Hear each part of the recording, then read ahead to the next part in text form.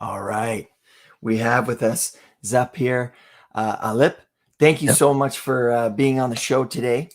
And what you're going to talk about is very important and very concerning. What I was picking up on is that Hmm. the Uyghur situation in China, it kind of Right. echoes to what was happening in the 20th century with with the Jewish population and other populations Hmm. in Western Europe.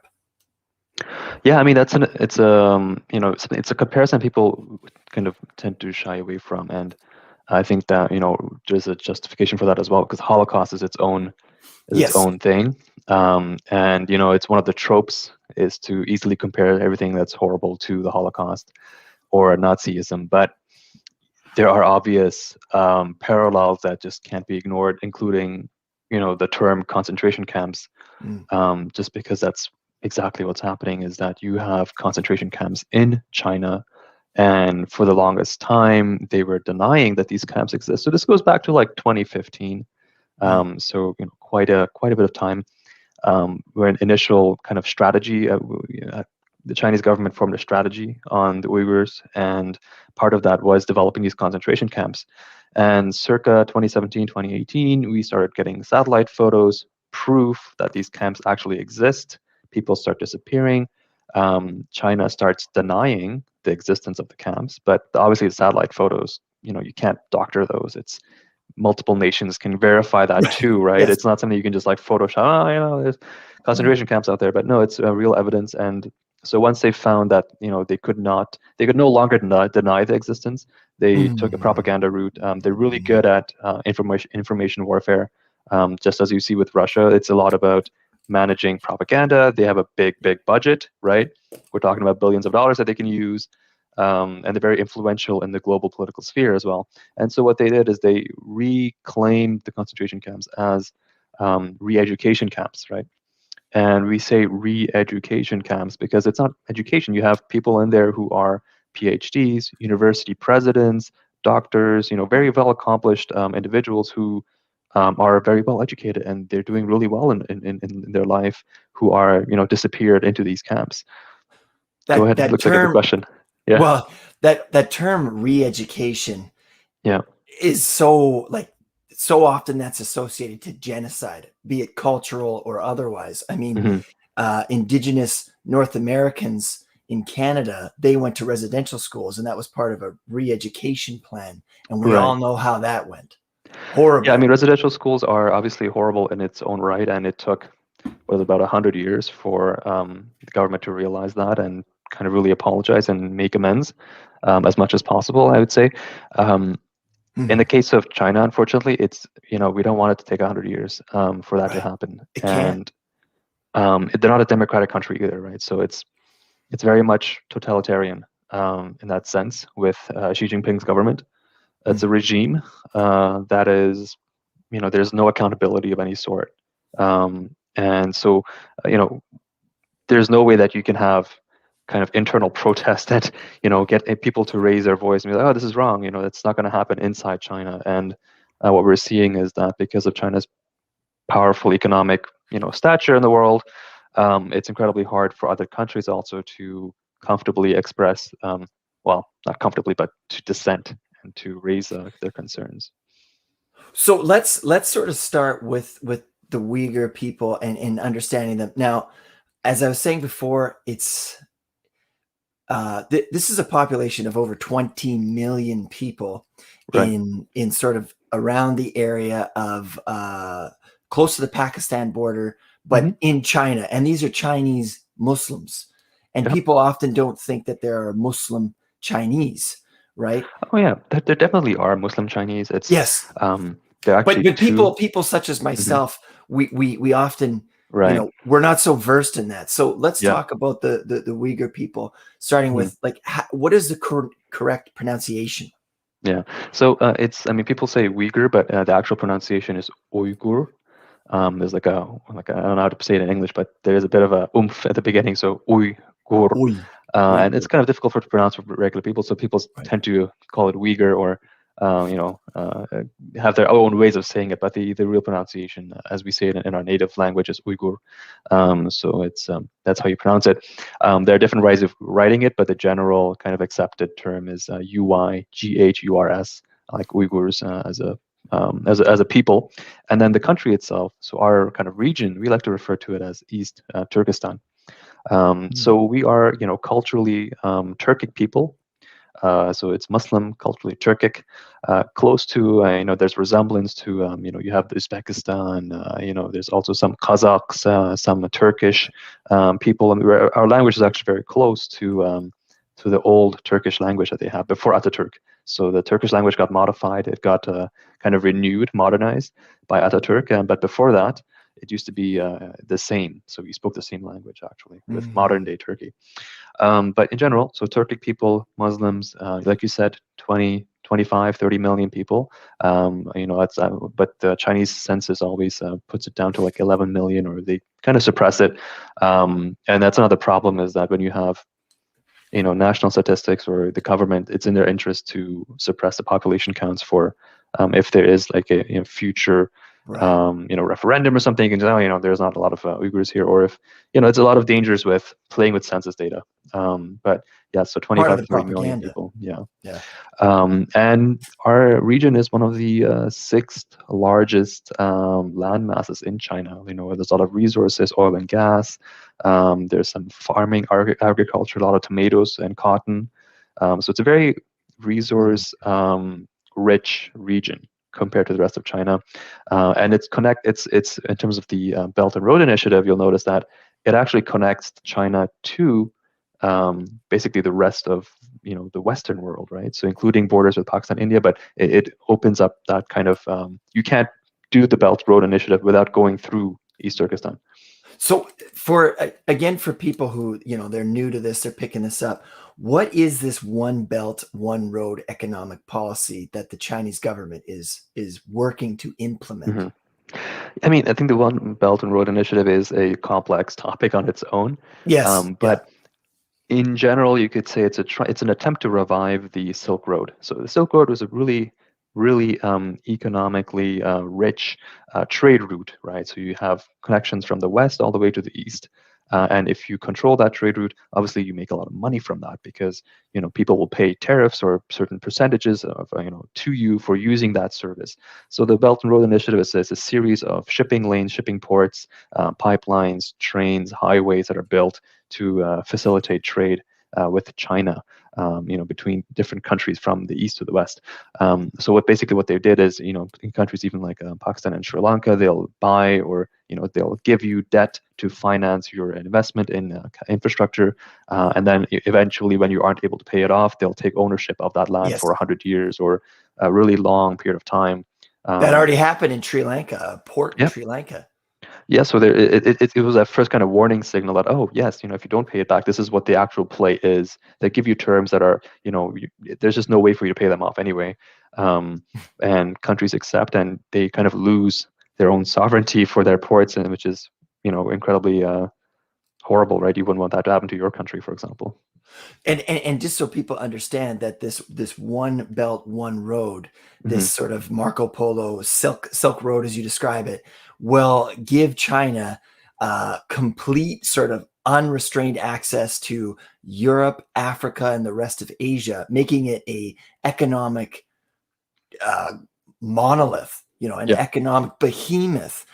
And with what's happening with because it sounds like the first real execution of this, of sort of inaction, was with the CPEC, which is the China-Pakistan Economic Order.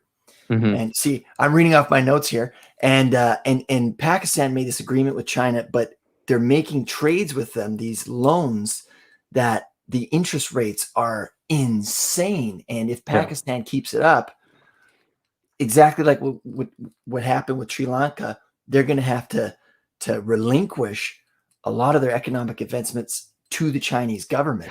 Yeah, so Pakistan's an interesting scenario. I mean, that goes more to the geopolitics of things. It's a little bit sidetracked from the Uyghur conversation, but yes, because we do have a border with Pakistan, India. Pakistan is seen as a way for China to destabilize, well, they have a beef with India for for their shared border regions that they have. So they try to encourage Pakistan, or they support Pakistan, but at the same time, Pakistan is a Muslim predominant country, and that influence goes both ways, where they're very silent on the Yes. Uyghur issue because they are so heavily invested with the Chinese government. Their economy is very heavily reliant on China. And it does tie into the Uyghur situation, because there are members, that are part of this diaspora that are in Pakistan, and things are coming through like biodata collection, which Oh yeah. they're trying to find out, if you are actually of Uyghur descendants, which again echoes to my concerns and parallels of the 20th century with what happened in Nazi Germany and Jewish people, in terms of Hmm. the sort of finding out who was and who wasn't Jewish. Yes, like going through what is it, ancestral lineages, and identifying who is, like, going through and saying, okay, you're 1/6 Jewish, or cutting off a certain Yes. limit where they see at what point do you end up in a concentration camp at that time. I think what's happening today is actually probably even a little bit more sophisticated than that, where they're able to go and they collect um, every biometric data point that you have. You're talking about fingerprints, facial scans, Mm. DNA, vocal patterns, how you speak, how you walk. This is a lot of data that you can collect, and you can basically track somebody um, indefinitely with that data, right? So if you know how they talk, you have their voice print, you have their fingerprints, you have a facial scan, you can monitor them by you have cameras, surveillance cameras are everywhere in East Turkestan. Right. So it's really easy to track somebody's movements. And the kind of more nefarious aspect of DNA collection here is for organ harvesting. So if you're able to take that data, you have the blood and the DNA, and you can basically see if somebody's a match for a organ client, right? So there's a lot of China has a bad history of it goes back decades with the Falun Gong, but they have a history of selling organs and non-consensual organ harvesting. So if you are a prisoner, or if the government deems it necessary, they can basically take your organs and perform medical operations on you without your consent. And there's evidence of a specific, like, you'll have there are photos of where in an airport you'll have a specific organ harvest, and an organ transfer lane, express lane, because they're able to source these organs really quickly. It usually takes several months, maybe a lot longer than a few days to find an organ and to do a transfer. But China is able to do it really quickly, and that kind of raised eyebrows internationally as, how are you finding these donors that quickly, right? And the answer, is basically they're taking them without consent. So organ Jesus. harvesting is just one of the issues. You're looking at several issues here. So first, you have the concentration camps, Yeah. right? People who are being enforced or imprisoned, taken from their families, for a variety of kind of unjustified causes that they have. If you are seen talking with somebody from abroad, if you have a family member who lives abroad, if you seem religious in any sense, if you have clothing that's seen as religious, or that's seen as a kind of a stroke to independence. If you have East Turkestan, if you're wearing blue with a on the top of my head there, you'll see the East Yes. Turkestan like symbol for it. Like if you have something like that, if you own any religious items, so you're talking about prayer mats or literature, if you are fasting, there's a whole bunch of things that they can see, and they say, okay, you're going to put you in a concentration camp because you're indoctrinated or you're an extremist. Right. That's what they do. And so you have concentration camps, and then some people will basically graduate after a year. So that graduate, basically they go through their system, they're sentenced to a year, and then they're moved out to a forced labor camp, right? So you have a transition. So certain people will stay in the concentration camps for a really long time. Other people will be moved to forced labor camps. Those labor camps can be within the region of East Turkestan, but we've also seen prison transfers. So people are being moved out of the province to other parts of China, where they're used in factories that are guarded by basically what's like a prison, but you're making something for a company. The company would kind of hire you, or you would be sent to them for free, and then the government or the company have some sort of arrangement there. So you have concentration camps, you have forced labor camps, then you have the facial, the kind of surveillance apparatus that exists. You're talking about, China going as far as hacking iPhones. And, I think this was found out that Apple recently discovered that they had an exploit, a backdoor system since 2018 that was exploited by Chinese state actors. So if you visited a certain website, they would plant a bug on your phone. And that's all it took. You to go on a website, right? So it was really easy for them to monitor any kind of social network activity as well on your phone, anything that you do on your phone. So no privacy at all. You have police stations every street. You've got surveillance cameras. Your phone's being monitored. It's they know everything at that point. In addition to that, you have these residential, it's the equivalent of residential schools, but they call it state orphanages. So if you have two parents who have been put in the concentration camps, the children, what do you do with the children, obviously, right? So what they've done is they've taken the children and put them into concentration camps, but for children. It's, prison walls, you got wired fence on the walls, and they're taught Chinese culture and state indoctrination to that effect. Even though these are not orphans, they have parents, but the state has locked up their parents. And then you obviously have, I think, one of the more recent phenomena was that they were forced sterilization of and abortions of Uyghur women. So when Canada declared what was happening in China as a genocide, it wasn't a kind of a political riffraff. It was very much a justified. We've taken a look at the evidence and to the level of the requirements for something to be declared a genocide, because there are criteria for the genocide convention for a state to call something a genocide, and in essence, the targeting of Uyghurs specifically as an ethnic group. And the shrinking of the kind of demographics. So they're trying to, aggressively reduce Uyghur population growth through various means. And so those kind of there's several criteria involved, but it met the definition for genocide. And that's what we saw in Parliament is the House of Commons vote on that, and it passed with a majority in Parliament, and that was it was just a first step, but it's recognizing that there is indeed a genocide was a major stepping point, and it took quite a time because this is work that started since 2018, and it took basically 3 years for the government of Canada to recognize it as a genocide, and other countries are still stepping up. So we're looking at the U.S., the EU, other countries around the world to declare it a genocide, because then China has the governments are then held accountable to act. Now when I was doing some research, because America apparently has also labeled this a genocide, and I mean that's a huge thing, because America is the economic powerhouse currently, and I think it was Zhao Lijian, that's my pronunciation, but he's the deputy chief he's a deputy chief of the Chinese embassy, and his response to America calling this a genocide is that you need to get your own house in order. Yeah, it's not surprising. I mean, the Chinese kind of state apparatus is deny, and then kind of distract, or put it on them, or it's not surprising. I think there was a tweet by the Chinese embassy in the U.S. and in Washington, I think, that said, okay, we stopped the baby making machines in reference to the Uyghur women, and they were celebrating that fact. There's it's bizarre. I mean, how they're reacting, it's just beyond belief. And there's people within. There have been leaks from within the Chinese government, and that's also why I think it was possible to declare what's happening as genocide, because it showed there was clear intent. They are aware of what they are doing.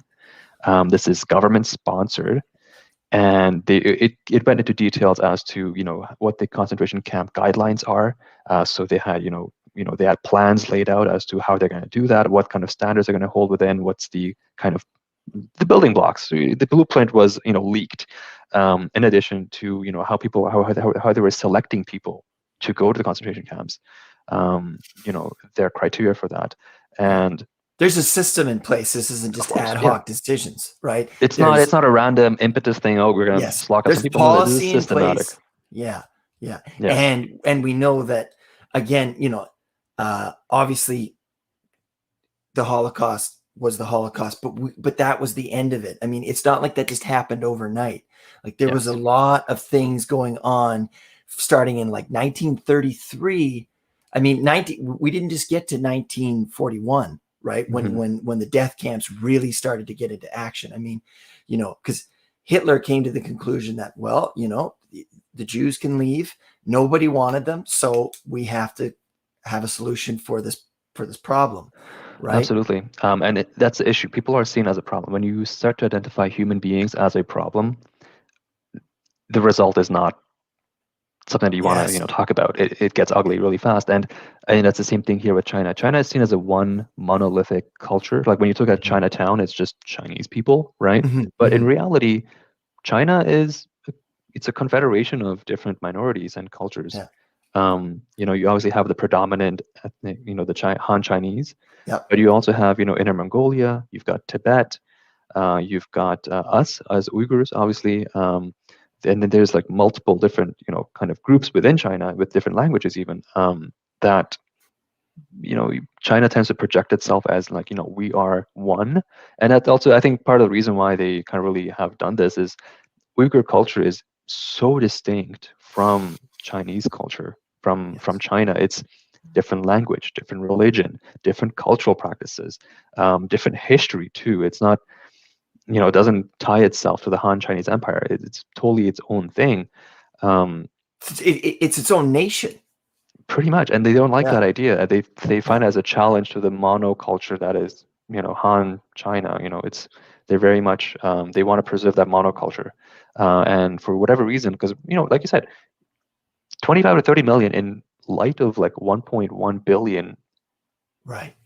What is that even? Like, what is the threat that China could potentially see from that? It's ridiculous what they're doing, right? Like, but it again goes to this whole demonization of minorities. So, they're seen, like Uyghur people specifically are seen as barbaric, less educated, Mm. brute, less than the Han Chinese. And that's an issue that's, that it goes back several decades, right? There's always a kind of a propaganda in terms of, oh, we're better than them.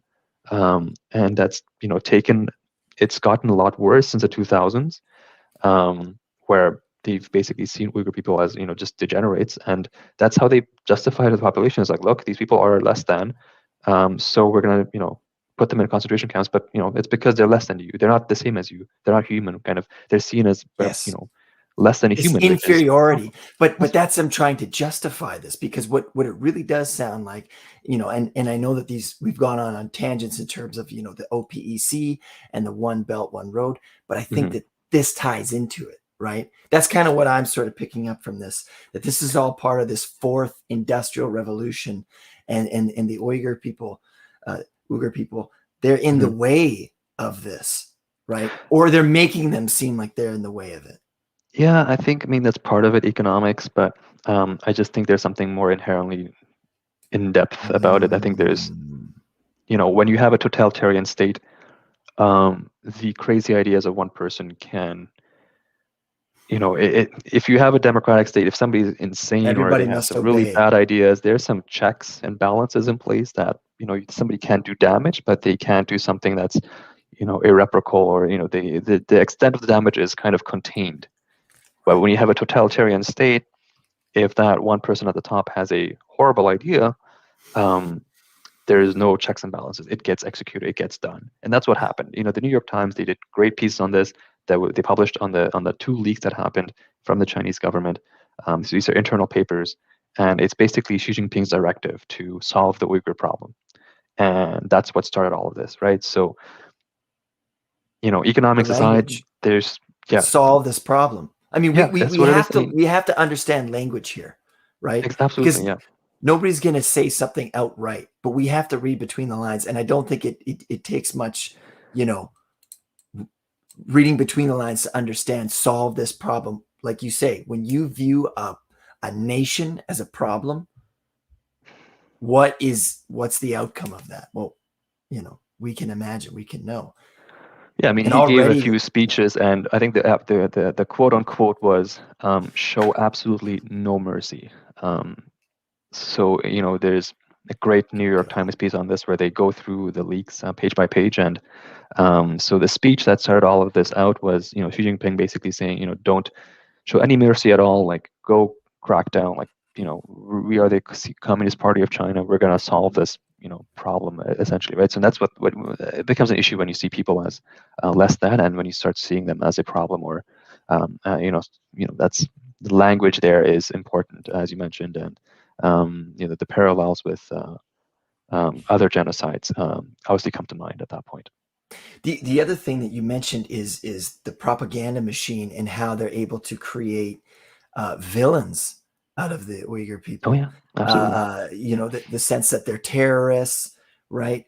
Yeah, it's a common You one. Terrorism is always a common one, Yeah, and and funnily there enough, has been there mhm, has been sort of, but is it terrorism, or are these freedom fighters who are mm. defending where Well, they not live? even. Right? I This, wouldn't even go yeah, with that far as freedom fighters, because right. there isn't a secret rebel militia somewhere in China that's trying to overthrow the government. Mm, That's okay, yeah. China's These are internal people just security trying to force. live. Yeah, I mean, there's China's internal security force is massive. Like, I think they have more police officers than they have in their army, right? Like, it's internal control is really important for them, and it's not like you have a secret rebel group that's trying to overthrow a country, or like a civil war or something that doesn't exist. And this notion of terrorism only came into effect after 2001. It was a convenient excuse for the Chinese government, like, oh look, we're also like on board with counterterrorism, It's and Islamophobia. we're going to do our part by cracking down on Uyghurs who are terrorists. Yes. That was a convenient kind of. It was handed to them on a platter. It was an excuse for them to go and crack down.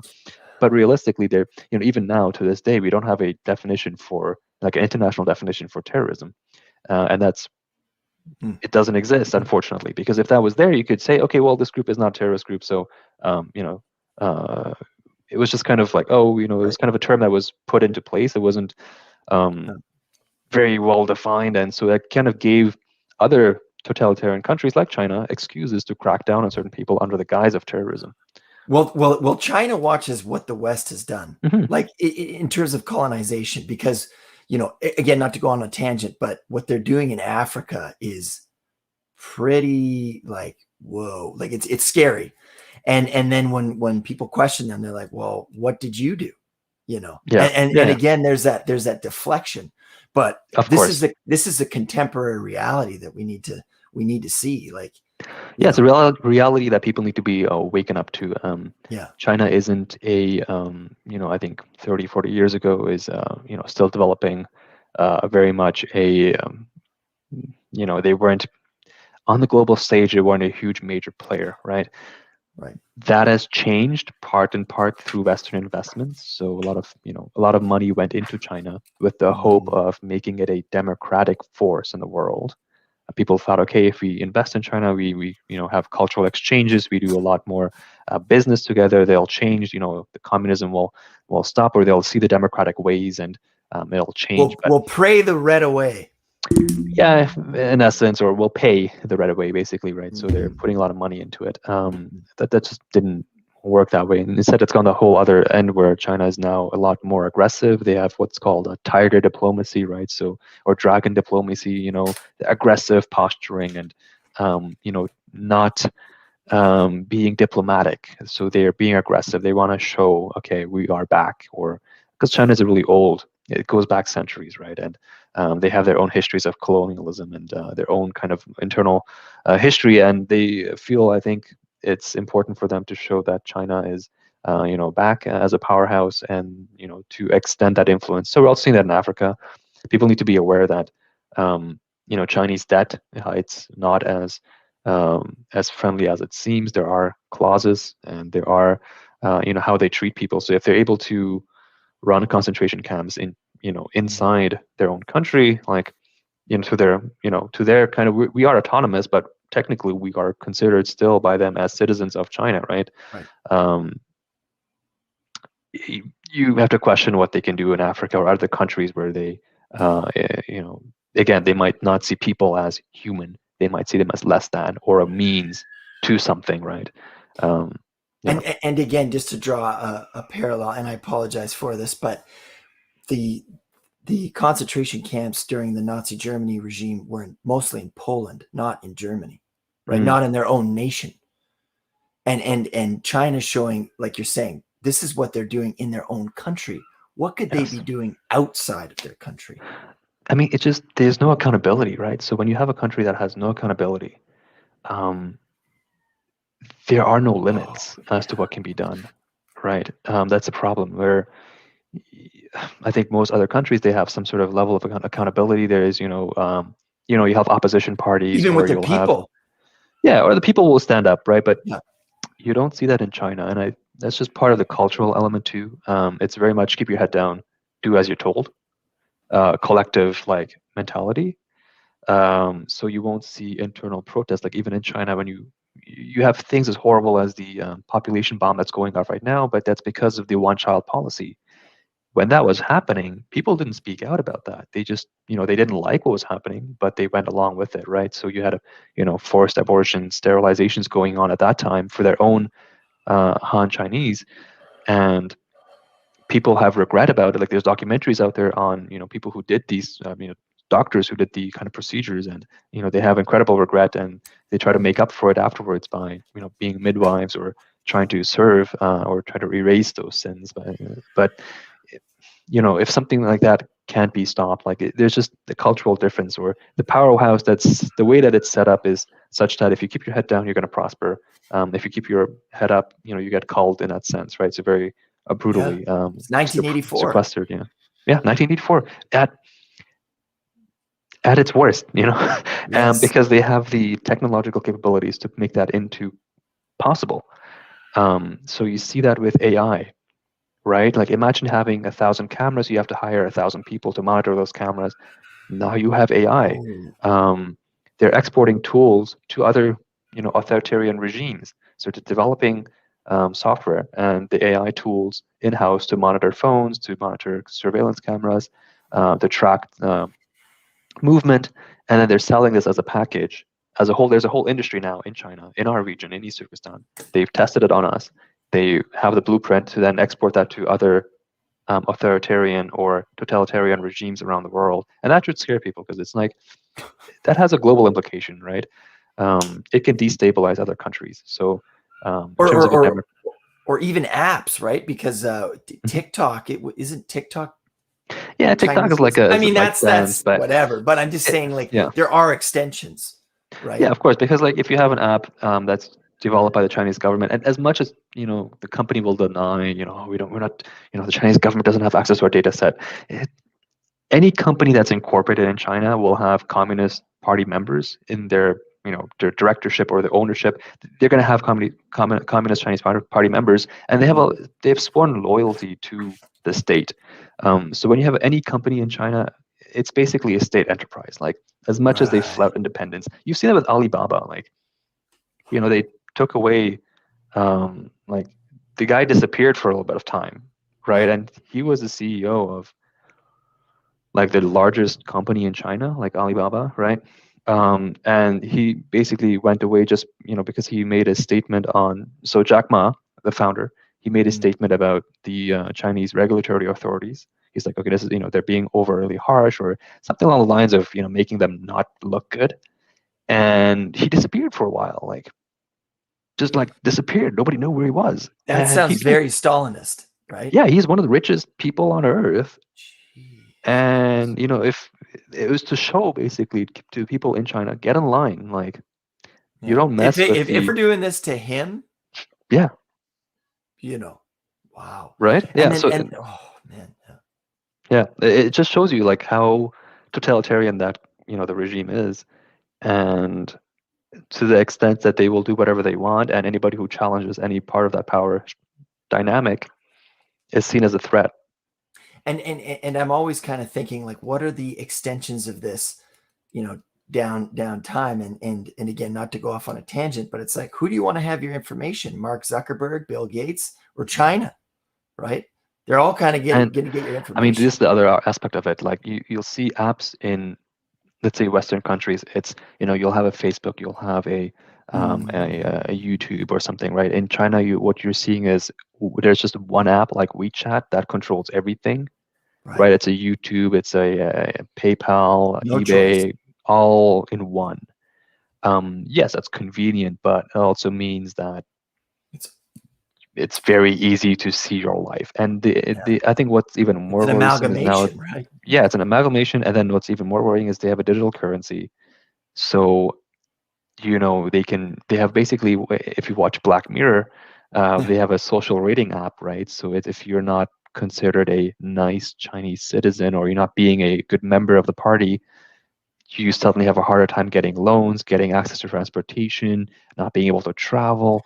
There's a whole bunch of other things that go in there. So, 1984 is made possible by the technology that they've developed. So Right. before it would be kind of like, okay, you have to invest in the infrastructure and the kind of human capital to make that possible, right? To monitor people, to suppress them. But now you have, with artificial intelligence, with digital payment technologies, with modern advances, it's become a reality. Now, and this is the other thing that I heard. I mean, we're approaching. There's a shift from the power of it being in the west to the east. I mean, we're Hmm. approaching the Asian century. Now, the Uyghur people, are they are they seen as like, are they as technological, or are they sort of a little bit more in their culture? Are they a little bit more against it? Like, how does that tie into this? I mean, we'll see. I mean, there's a lot of conjecture about like Asian powerhouses and so forth, and like China becoming a dominant force. Um, Ultimately, I think a country can only go so far if it's isolated, right? There's a whole Cold War, Soviet Yes, Russia, U.S. yes. You can only go so far if you contain a country, and I think that needs to be the strategy around the world: is you need to contain China. Um, Mm, so containment includes, the South China Sea, not allowing them to take over places like Taiwan or or to the claim, Philippines. yeah, to go and be an aggressive, you know, country that takes over land or goes on the offensive. You try to contain their influence, whether that be containments on financial access, right? Containments on trade, information export. China is a known aggressor in terms of stealing patents, technologies, intellectual property, Right. holding them accountable to that aspect. If you're able to contain that, you can limit what they can do initially, right? So sanctions work. You contain a country. If they don't trade, then China has its own problems. They have a aging population. They don't have a pension fund that's sustainable. They have to make some hard decisions there as well. There's a few things that are not going in terms of China's way that they have to solve. But I think it's more important for nations to wake up that are you going to look away from the fact that there is a genocide Mhm. going on? Um, like that's the question. People need to really encourage their leadership in countries to make those hard decisions and move away from Chinese, state companies who are profiting off of genocide and forced labor, right? Um, if that doesn't happen, then it's basically giving them a blessing to go and do whatever they Yeah. want. You're allowing them. You could say all the all the rich words that you want, but unless you have some sort of consequence behind this, things will not change. That's it. There has to be some consequence, and for China, there's been international pressure. you know, Right. uh, Stop doing Genocide this. declarations. Yeah, Yeah. stop doing it, or like we're not happy with what you're doing, or we don't like the human rights situation in China. Multiple state visits, they will always bring up human rights and the need to improve that. But that's soft diplomatic action. What needs to happen is concrete policy, right? So Yeah. policy development, and um, it's in the interest, I think, in terms of the whole world, in terms of not having a totalitarian country, that basically becomes a powerhouse because that could be a very dark, dark time for the world. Well, and the other problem is, the amount of production that happens for the West in China. Like, for example, the iPhone, it's developed in Hmm. California, but it's produced in, China or Yeah, whatever. yeah, yeah. Foxconn, you have companies that rely on Chinese supply chains, but the thing is with China, the reason also why they've done the One Belt Road Initiative is basically they realize they have an aging workforce, so you can't Oh, right. really maintain your cheap labor rates. Now it's actually cheaper to get stuff made in Vietnam or in the Philippines than it is in China. Like the labor Mm, costs are higher now in China because there's a okay. certain once you have a Yep. you have a modern day middle class. They have expensive tastes. They have higher expectations for wages. So people who you can pay several dollars, a few dollars an hour. You have less and less of those people who are willing to, when they see the opportunities in the cities, to get paid a lot more and to be part of that modern middle class. So China has an issue where they're not able to find cheap labor. And I think that's part of temporary solution there is using Uyghurs and other minorities Yes. as a way to do that. They're getting people even from That's a countries like slave class. Vietnam and Yeah. Philippines to come and live in China and to be that cheap labor base. But their goal there is the long term for the country is, I think, the One Belt and Road Initiative, as you mentioned. It's a way for them to grow beyond just being a cheap manufacturing place for the world, right? It's changed. So I think countries will realize that there are other opportunities. I think there's also a whole mechanism right now. I think countries like the U.S. kind of are looking at internal domestic production as well, which is healthy. So we'll see how that goes. But people need to wake up that when you think in history classes, how did the rest of the world react to the Holocaust? The same thing has to be asked now. It's would you, when you look back at history, do you think do you blame people for not acting? Well, what's happening right now is the exact same thing. There is genocide. There is a genocide. Like if you look into it, there hasn't been a lack of media coverage either. People have, New York Times, politicians have spoken about it. There have been several articles published, videos. Journalists have gone to East Turkestan. I think Vox did a Vox or a Vice. One of them, they basically went and they sent a journalist. I think this is before pandemic, obviously, but people have been there. They know what's going on. There's just like negligence in terms of like awareness as well. I think in terms of our policymakers and our leaders in terms of that. Well, and again, I mean, like we can learn so much from history, and the same thing that like we knew that this was happening. America knew what was happening in Germany and in Poland, but because it didn't align with their interests, they didn't act.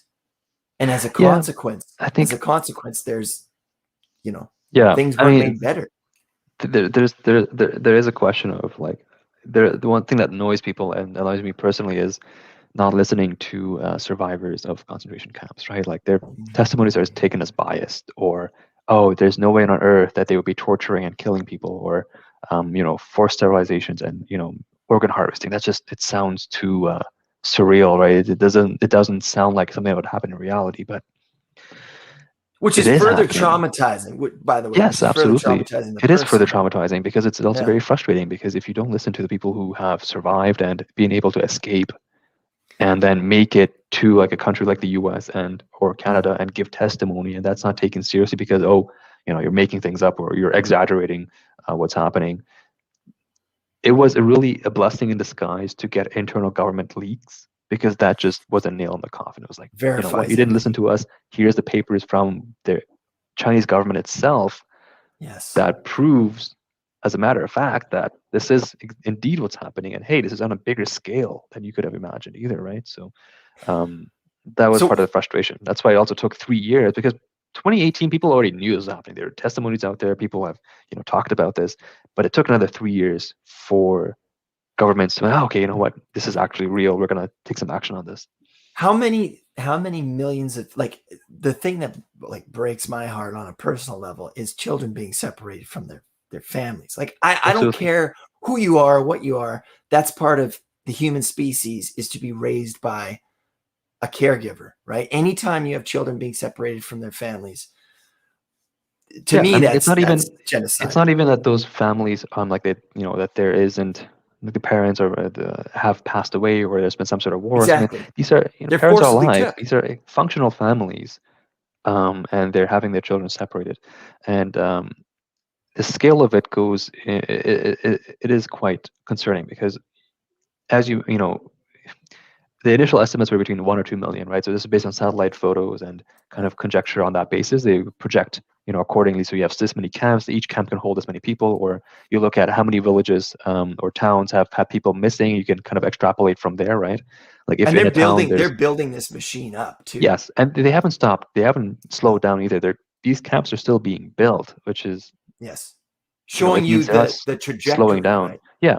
And so, those were the initial estimates, like 1 or 2 million. That was established in research, right? So Adrian Zenz and some of these researchers who are studying this particular area field topic, they said, okay, 1 or 2 million. But internally within the Uyghur diaspora and the community, people knew, okay, this is definitely more than a million. There's several million people who are locked up, and this was vindicated by, I think it was the Chinese government. They leaked, well, they didn't leak, they published it as a white paper to say, okay, look, we've reformed. I think they were saying around 1.1 million people per year since 2015. So you're looking at more north of 6 million people who've gone through the concentration forced labor camp kind of scheme, or the whole system that they've developed, right?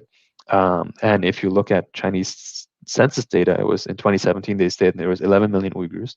We dispute that. We say there's more 25 to 30 million, but 6 million of that's more than half the population, right? Right. And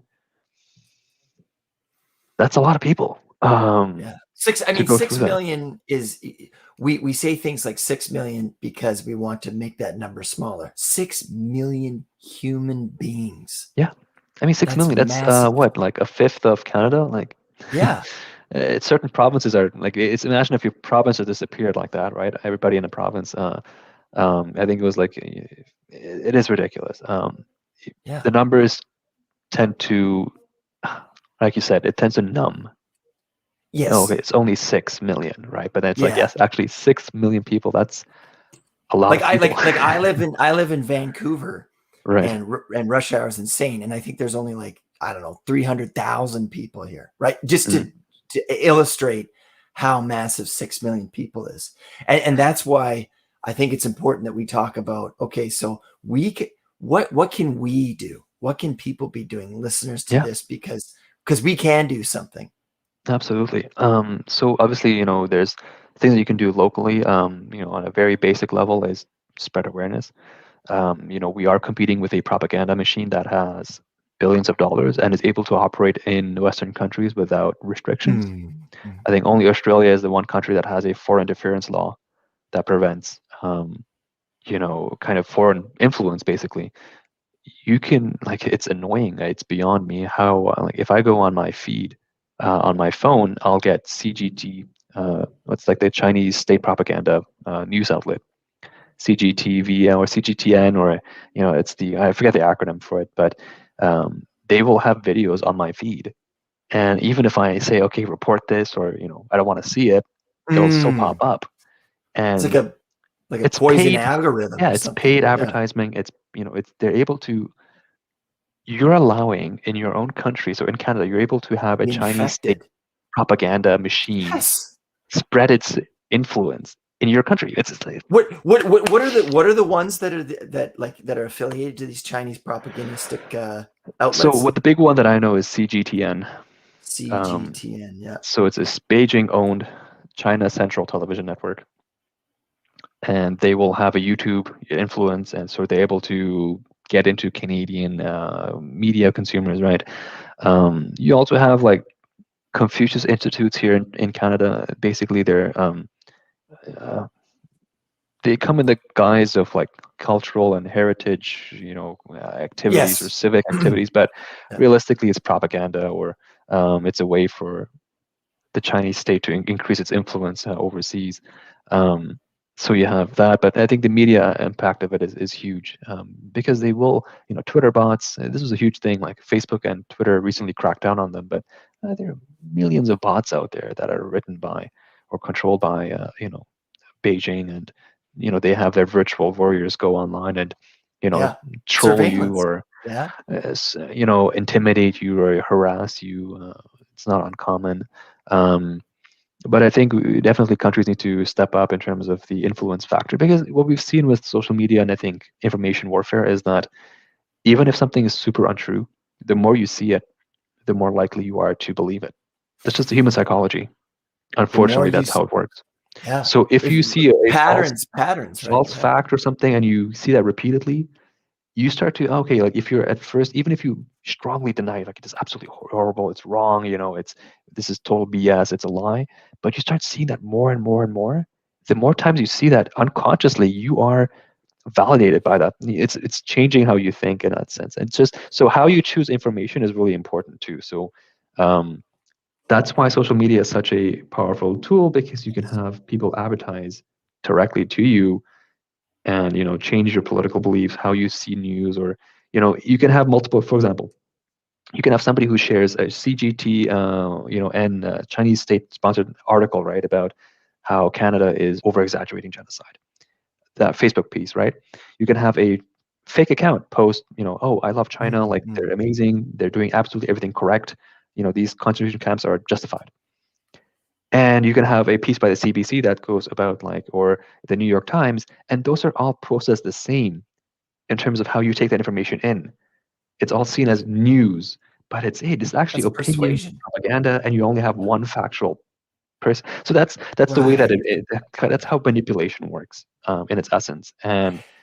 And I think that there's a degree of consumability, right? Like these ones that are so readily available, they're easier to consume. Whereas the factual one, you're like, well, I don't want to read that. Yeah, that's it. I mean, are you going to go read through this 40-page report from Parliament, or are you going to read watch a 30-second video? Exactly. From the Chinese state propaganda television network that put out a hit piece. I think the best example of this was they basically put together a musical the Chinese government put together a musical to paint what's happening at the genocide camps as the concentration camps as oh look, they're dancing, they're happy, like what we're doing is right. Which is meanwhile there's guns pointed behind the cameras, you know what I mean? Well, not even guns, not actually, but like there's the fear behind it. Like that's why there's fear obviously, but like they're putting together a musical to show, okay, look, we're having it's everything's fine, don't worry about it, go back and ignore it. It was funny because like in their box offices it tanked because nobody's going to watch that internally in China, but it's something that they're doing, and the whole idea there again is manipulation for for image, right? So they're able to spend money, and they're able to, when you have money, you can buy attention, and the more attention they control, the more they control the narrative. So if you might not be able to influence, let's say, the U.S. as much, but you can influence. There's like more than 100 countries around the world. Not all of them have robust, systems for journalism or integrity, or you can manipulate certain European countries. You can manipulate certain countries in Africa. You can manipulate certain countries in Southeast Asia, and if you can change the narrative there and say, okay, this is not a human rights issue. This is just the U.S. painting us as a demagogue, or as a brainwashed. It's a diplomatic thing, or they're just trying to paint us as the evil person, or they're able to change the narrative. The other thing too that you had me thinking about, I mean, just in the terms of how chat groups work and feeds and threads and stuff, but I think that, like you say, they're sowing a lot of seeds of sort of distrust in own Western governments, right? Distrust in governments, but also because it's distracting, right? It's distraction oriented, exactly. Yeah, I'm not saying that the problems that are happening in the West aren't legitimate. They are, but also it's like, if you can keep us butting heads within ourselves, it's weakening ourselves. Yeah, I mean, that's exactly what they want to do. I mean, can they overthrow a Western government? Probably not. That's democratic systems are pretty strong. But can they create internal, can they amplify, right? Can they amplify divisions and create internal turmoil? And that's essentially what intelligence operations are. Is they will try to create as much chaos as possible, and then show, look, we're more stable than democratic countries. Yes. And kind of use it as justification for their own regime being totalitarian. Because they liquidate any opposition in non-democratic countries, right? Part of it, I think it's more just chaos. They'll throw in miscommunication. They'll throw in, they'll try to alienate people within their own country. Like, if you, I think a good example is the U.S. Democrat versus Republican. Like, they're very much super aggressive and super anti each other. They just cannot have a conversation anymore. And that's helped with social media and influencing, and that's how where you go. I mean, we're going off tangents here, but the U.S. whole Russian influence factor, that was it. Could they manipulate the entire election that way? No, but they can make enough of a difference to create a bit of chaos there, right? So leaking emails, or doing things like that, where you're kind of exposing the corruptness of the system, right? They try to create as much chaos as possible, and Canada needs to be aware. Like, I think the factor is that it's shocking that people don't listen to the intelligence systems that we have in place in Canada. So they don't listen to CSIS or the RCMP or our people who are in charge of our intelligence apparatus, who are saying, look, we have to focus on China because they are they're working against us. There's a lot of things that are happening right now that we should be aware of. We need to take action, but politicians are, for whatever reason, either they're not educated on it or they're actively avoiding. They're like, I don't want to hear about it. Yeah. Which is, if your own intelligence, like head of intelligence, or if these institutions that you put in place, if they're telling you, hey, you need to be careful, we need to take action, and you're not taking that action, that's problematic. So that goes from, like, if global affairs tells our prime minister to do something and they're not acting on it, all global affairs can do, and these are civil servants, they can provide information. The decisions are made at the end of the day by our government leadership. So prime minister's office, the cabinet ministers, parliament, right? They have to receive the information, understand it, and then take action on it. And that's what ultimately is what we're doing now. Is we have the recognition of genocide, and luckily that was passed with the help of the opposition, right? So kind of the opposition drove that momentum. It was a conservative bill, and you can't vote against genocide, right? So it's basically saying, like, you're complicit. It forced the hand of the government to basically step into it, and the cabinet didn't vote.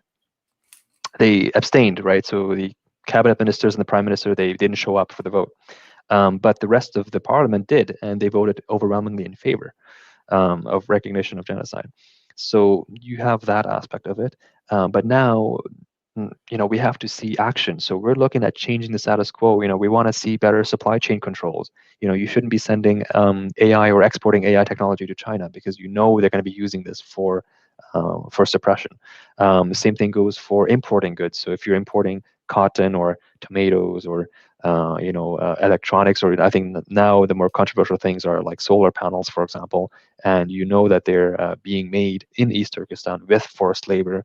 At the very least, it should be on the onus on the companies to prove that their supply chains are clean before it enters Canada's domestic market. Stopping business as usual and taking into consideration that, yes, the government has acknowledged genocide. There is genocide happening.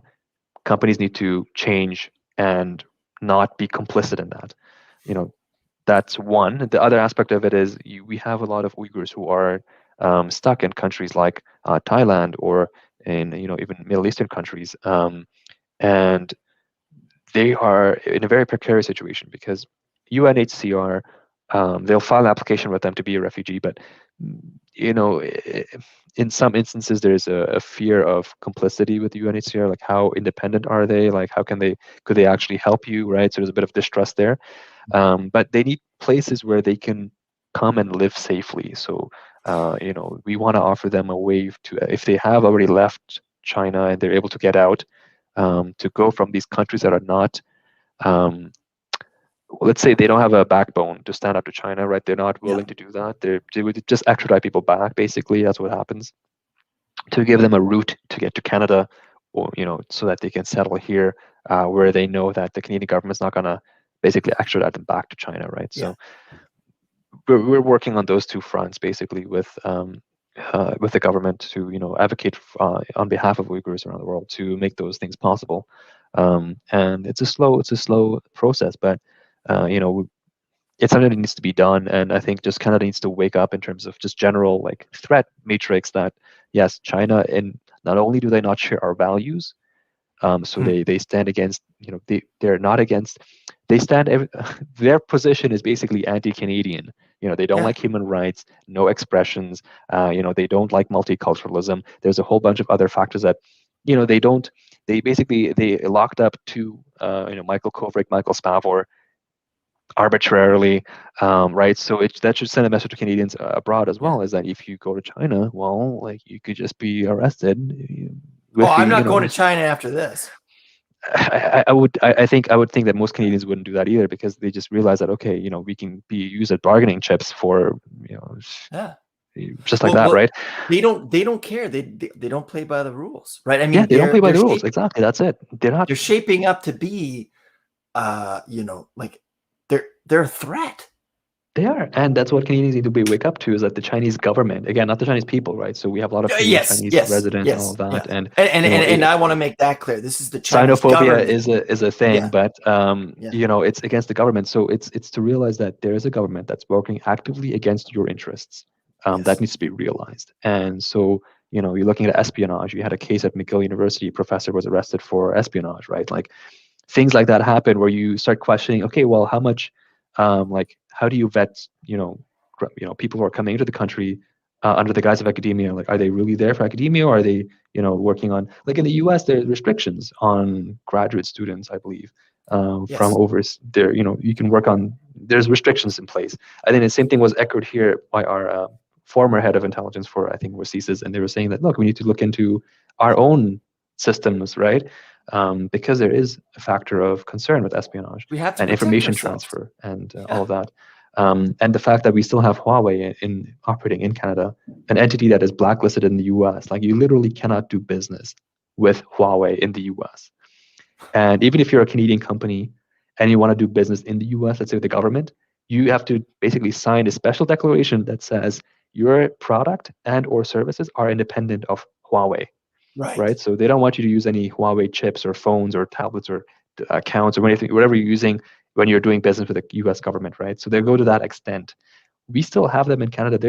They're one of the biggest funders of research in Canada. For they sponsor a lot of electrical engineering universities. They have a lot of programs with Huawei. I think it was like $15 million that they spent annually on supporting research, right? And they have headquarters here. They have, they're a big employer too. It's really mind-boggling. Okay, a company that is actively involved in genocide, and they're banned in the U.S. But they're still active here in Canada, and it's one of the only, out of the Five Eyes countries, Canada is one of the only ones that hasn't spoken up on or dealt with the Huawei issue. Didn't we arrest the CEO or something Yeah, but like that was that? on the request of U.S. authorities, right? It's not Right, like something right, that right, Canada right. took proactive as Yeah. steps to. We are very, like, sometimes we can be too in the middle. Like we do have to pick sides. And this is And something we have to pick a side on. yes, there really is no like middle ground on here, and especially Yeah. if you're taking the middle ground, it's one thing if China was like neutral to Canadian affairs, Or but not obviously, committing genocide. well, yeah, not committing genocide or Yes. arresting like Canadian citizens, like that would be different, and that's another fact. Like, people are surprised with Michael Spavor, Michael Kovrig, but Hussein Khalil, he is a Canadian citizen who's been arrested for just about like 14 years, 15 years now in China. And he wasn't even in China, like he was in a neighboring country. He was extradited and sentenced in China, basically. So China issued a warrant. They got the guy. They got Hussein Khalil, a Canadian citizen, right? So, and he was in prison. Where did they get him? Let me pull it out. I don't want to, misquote it. Yeah, no, But yeah. he was basically, he's a Canadian citizen, and he was arrested in Uzbekistan and then extradited to China. That's insane. And What does that tell you? this is back in 2006 too, right? So this is Yeah. Harper era. And Canada, they did what they basically got initially he was sentenced to death. And with Canadian kind of pressure, they decided like, okay, we'll do a life sentence, and then they reduced it a bit and so forth. But he was a Canadian citizen who traveled not even to China but Uzbekistan and was arrested arbitrarily. So there was a precedence for Michael Kovrig and Michael Spavor. I think the Yeah. government, had they acted at the time more strongly, it would have sent a stronger message. Maybe that would prevent Right. Michael Spavor, Michael Kovrig from being detained. And funnily Right. enough, there was a Globe and Mail article from that time where they said, okay, the government needs to set a strong example to make sure that this doesn't happen again in the And we future. didn't.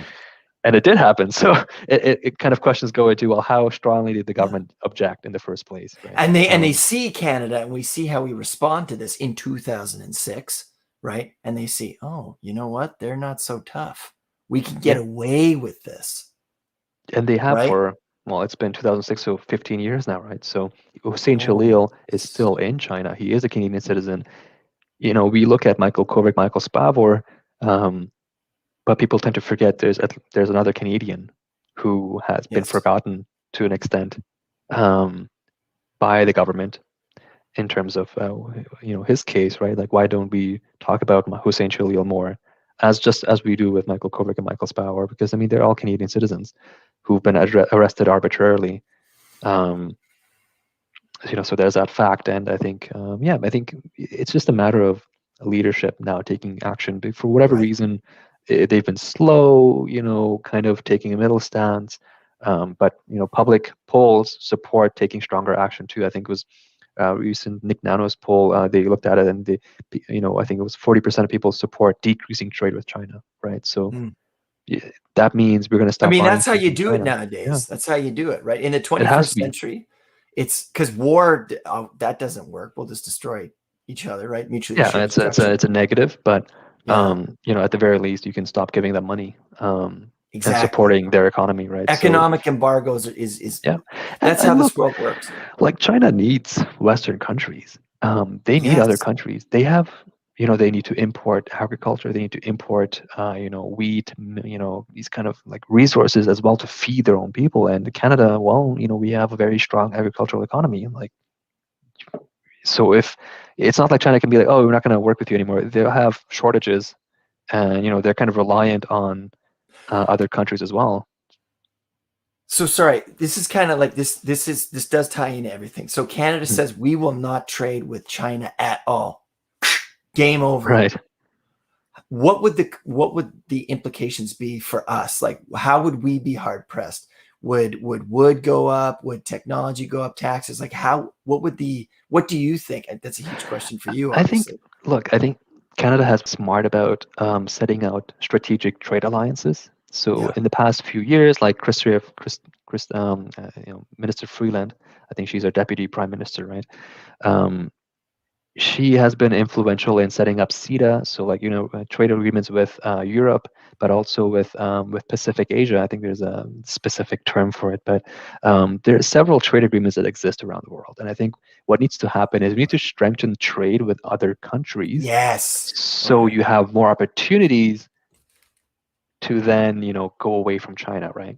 Can you overnight just turn off Chinese imports? It's going to be tough, right? Like, that's a massive shock. But if you have suddenly opportunities to work with other countries in terms of trade, you will minimize that shock, and you will start to realize that there are alternatives that exist. And you'll be bolstering those other countries up too. That's the other thing that we Absolutely. have to see, Yeah, right? Because that's it. because really what's happening is just like the monoculture in China is we're sort of just we keep growing this sort of I don't know what I'm trying to say here, but this one sort of unit when if we can be smart about it, we can kind of build everybody up a little bit, Yeah, right? that's it. So That kind of it's equity, diversification. It's economic equity. Yes. economic diversification in that sense. You're supporting other countries. So maybe that's Latin America, that's Yes. Southeast Asia, Europe, and it's just diversifying, because then you're not certainly liable to, let's say, China, right? You can speak out because you have alternatives in terms of trade. And I think that's the same thing in the U.S. They're spending a lot of money on semiconductors, bringing production to China, Mm-hmm. from away from China to the U.S. as an alternative. And I think that's people are realize that with the pandemic too, with supply chain disruptions, that globalization, yes, there are some benefits to it, but certain industries or certain key technologies, you want to be able to make those yourself. Like, I think Canada really regretted not having its own vaccine manufacturing capabilities, right? It's not investing in Yeah. pharmaceuticals, and we're starting to see that now, where certain companies are making the vaccines here in Canada, or they're starting to build facilities to do that. There's certain other things for I think discussions need to happen in the government level of, okay, we know Yes. what key technologies or what key imports could we like absolutely not get from anywhere else, and then Yeah. how do we solve that problem? Because when the chips fall, we need to be able to take care of ourselves, by Yeah, ourselves. I think a lot of countries have realized that, where it's like, okay, if China suddenly Yeah. starts Yes. to Yeah. decide to stop sending you masks, well, that's what Yeah. happened. You had China deciding, okay, we're not going to give anybody any masks right now. We're just going to do it ourselves. We're going to use it ourselves. And Canada was like, States well, did that too. Yeah. Canada at the beginning of the pandemic sent China tons of medical equipment, like literally tons, right? Yeah. In terms of ventilators, masks, PPE, and I think that was like a gesture on the Canadian government's, approach to maybe, it's a good faith kind of thing, but Yeah. that was This will never come back. reciprocated. Yes. It just wasn't, because we have to learn from that. I mean, like, absolutely. again, I want to clarify that this is the Chinese government that I'm against, Absolutely, yeah. not Chinese It's a people. government thing, because the people are as much as victims as the government there. I mean, Exactly. realistically, right? So I have Canadian Chinese, well, I have friends who are in Montreal or across Canada, and they very much show their sympathies, and they show their support, but they do that secretly, because they know that their families overseas, in China, if they found out, or there could be repercussions for them, right? So. And I think that's it's just it shows that they're all being repressed, right? Yeah. There is no freedom to dissent. um, and I think there are a lot of people who are not happy with the Chinese government, who are, let's say, in Canada, right? So Canadian Chinese, or Chinese expats, and that's, or immigrants who wouldn't agree with what's happening in China, but Chinese influence from the government's But they perspective can't goes speak out. far.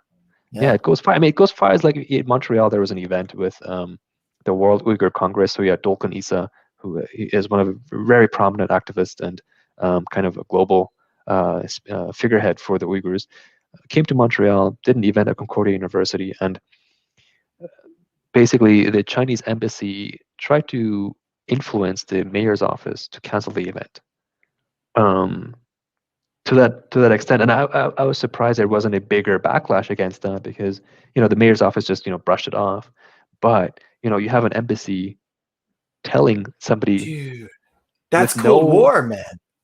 with no, like, Yeah. diplomatic language, straight up, don't have this event, right? Like, Yeah. That's yeah, insane. that's a level of I'm influence that's like that can happen in Canada, right? So This is like I questioned the legitimacy of how real the Cold War was in terms of, our perceived threat of communist satellite nations and stuff like that. But anyways, this seems like, whoa, this is very real. oh, it's very real. It's This just threat is very real. there's a quote from Chris Voss, a former FBI negotiator. In terms of negotiations, he says, the most dangerous negotiation is the one that you're not aware of, right? Like, or that you aren't aware that you're in. Um, so in the same sense that, the most Yes. dangerous conflict is one where you don't know that you're actually in a conflict, right? This So is a hidden war. This is a hidden war. in different ways, yes, it really is, because you have one state who's actively trying to undermine you, or limit your kind of sow chaos and mess with your uh, country as it is, right? And if you're not aware of that, and you're not actually working against it, well, that's really dangerous. Because if you're aware of the problem, you're going to be working to solving that, right? So you're going to work Yeah. towards putting in, foreign influence and measures to restrict that from happening. You're going to make sure that you're boosting up your own systems to counteract kind of the negative effects of what's trying to do, right? So, even I think there was recent reports of, like, state actors trying to hack into Canada's, like, vaccine data, right? So, or even the fact that, like, Canada was supposed to develop a vaccine with China at the beginning of the pandemic. They were working together to have this program where they would co-develop the vaccine, the Chinese Sinopharm vaccine that they had, and that fell through, because the Chinese government wouldn't let that company export data out to Canada, right? So at every stage, Canada has tried to be nice to the Chinese Yeah. government. It's always been Yeah. rebuked, but we keep We've trying. we've been resting on our laurels here. Like, truly, like, And it's okay. yeah, But it's this all is right, not, but we're not playing with an equal partner here. We're playing, oh, absolutely not. So that's where it's confusing for us, as well as yeah. Uyghur Canadians. It's like, okay, why does Canada Yeah. go Fool me so once. far Yeah. to kowtow and bow to a They're country, well, never going to to a play by our regime rules. Yeah. that doesn't even respect, like, the basic fundamentals, right? Like, it still has arrested citizens. So it's something that we can't think of, and there has to be something, like, going on there, I think, but we're just not aware of what that is, unfortunately. Yes. Yeah. So again, I return to this question of what can I do? What can the Right. listeners do? It sounds like there's protests at Chinese embassies, that Absolutely, this yeah. sort of grassroots thing that's going on here. How can we help this situation? Yeah, I mean, first, the very simple thing to do is Awareness. let's use social media for our advantage in terms of, like, spreading resources like New York Times articles, Global Mail articles, right? Like, You'll have detailed information about what's happening with Uyghurs genocide. Like spreading that internally within your own social networks is one thing, because awareness is important. It's being aware of what's happening, because if you're aware, you're not natively you're going to basically look into ways of helping, right? So if you're not even aware, that's horrible. So that the first step is awareness. Second step there is obviously boycotting or moving away from sources that are using forced labor or that don't have clean supply chains, right? So if you are trying to buy a Huawei phone, just don't buy something else. Buy a Samsung or just because it's cheap, don't get it. Yeah, because you literally have blood on your hands at that point, right? I mean, same thing goes with like holding it into account, trying to buy, I guess, domestically or from countries that support human rights, essentially, right? So that's the kind of general idea behind that, is you try to limit your active consumption of things that are made by countries that are not pro-human rights. So that's one. The second aspect of it is obviously getting involved with us. So volunteering. We do campaigns to speak with MPs. It always helps to have somebody from a local riding so that they listen more actively. When you're going to an MP, they always ask, are you coming to me as a constituent? And if we have constituents with us, we can say yes, we do have somebody here who we will go and meet with them, for example, right? So we have a volunteer. They're very passionate about the issue. They want to help. We'll schedule an appointment with their MP, with their MP actually, to sit down and talk and how they can help. Right now, we do have a few MPs who are on board and actively working towards it. But we want to scale that up to increase the efficiency and the efficacy of the advocacy work that we do. And then the third is to if you can volunteer with us directly. So putting in a certain number of hours a week. So we do content, making it more digestible, taking reports like this, 40 pages, summarizing them into bite-sized pieces that you can publish on Instagram, Facebook, Twitter, to get that out to people to understand what's happening. But also we do protests. We organize town halls. We do a lot of events with universities as well and different community centers to talk with them, get the Q&A, and get them involved and active. And you can also donate and support to us on our page. So we have a website where you can make donations, and that's we're trying to right now work with the refugees in Thailand. There's around 50 or so Uyghurs that we know who are in Thailand, who are in detention centers over there, to make their living situation a bit better, but also eventually get them to Canada and settle, and give them a chance at basically life without Chinese government Fear. kind of breathing down their necks in terms of fear, right? It's a freedom that we take for granted. We're not worried about the religion or the faith that you practice, or you have a certain sense of privacy. Whatever happens in your home, it stays in your home. Like you have basic rights that we take for granted, that people in China, the Uyghurs that we have, that it's literally 1984 but on steroids. It's hell, right? So we want to give them a chance, that people who have left, to get that freedom and to continue or to restart their lives without the worry of having to be deported. Because there's not that many Uyghurs here in Canada, right? There's only about like 2,000 or something like that. Yeah, I mean the stats go around, but yeah, there aren't a lot of we're not talking about hundreds of thousands or Exactly. kind of figures, but